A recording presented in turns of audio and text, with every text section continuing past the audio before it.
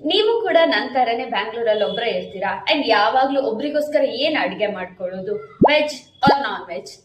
Most of the time ವೆಜ್ಜೇ ಮಾಡ್ಕೋತೀನಿ ನಾನು. ಯಾಕಂತ ಹೇಳಿದ್ರೆ ನಾನ್ ವೆಜ್ ಮಾಡ್ಕೊಂಡಾಗ ಓಕೆ ಪಕ್ಕದಲ್ಲಿ ಯಾರಾದ್ರೂ ಒಬ್ರಿದ್ರೆ ಒಂದ್ ತಿನ್ನಕ್ ಖುಷಿ ಆಗುತ್ತೆ ಅಲ್ವಾ. ಪಿಜಿಲಿ ಇದ್ಕೊಂಡು ಯಾವಾಗ್ಲೂ ವೆಜ್ ತಿನ್ನೋದು ಅಥವಾ ಒಬ್ರೇ ಇದ್ದಾಗ್ಲೂ ಯಾವಾಗ್ಲೂ ವೆಜ್ ಮಾಡ್ಕೊಳ್ಳೋದಾದ್ರೆ ನಿಮ್ಗೊಂದು ಸೊಲ್ಯೂಷನ್ ಕೊಡ್ತೀನಿ. ಏನ್ ಗೊತ್ತುಂಟಾ?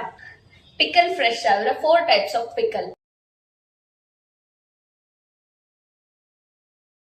ಅಂಡ್ ಈ 4 ಪಿಕಲ್ಸ್ ಕೂಡ ನನಗೆ ತುಂಬಾನೇ ಇಷ್ಟ ಆಗ್ಬಿಟ್ಟಿದೆ ಅಂಡ್ ಟೇಸ್ಟ್ ಅಂತೂ ಹೇಳೋದೇ ಬೇಡ.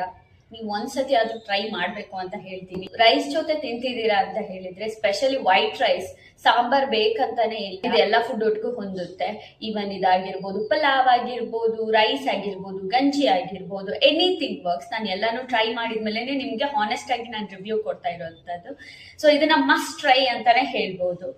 ಮತ್ತೆ ಇನ್ಯಾಕ್ತಾರ ಇನ್ಮೇಲೆ ವೆಜ್ಜೇ ತಿನ್ಬೇಕು, ನನಗೆ ನಾನ್ ವೆಜ್ ಸಿಗ್ತಾ ಇಲ್ಲ ಅನ್ನೋರಿಗೆ ಇದೊಂದು ಬೆಸ್ಟ್ ಚಾಯ್ಸ್ ಅಂತಾನೆ ಹೇಳ್ಬೋದು. ಬೇಗ ಹೋಗ್ಬಿಟ್ಟು ಆ ವೆಬ್ಸೈಟ್ ಅನ್ನ ಚೆಕ್ ಮಾಡಿ ಅಂಡ್ ಆರ್ಡರ್ ಮಾಡಿ. ನೀವೇನಾದ್ರೂ ಇದನ್ನ ಟೇಸ್ಟ್ ಮಾಡಿದ್ರೆ ಇದು ಹೇಗಿತ್ತು ಅಂತ ನನ್ನ ವಿಡಿಯೋದಲ್ಲಿ ಬಂದು ಕಮೆಂಟ್ ಮಾಡಿ. ಓಕೆ, ಮತ್ತೆ ಸಿಗುವ, ಬಾಯ್.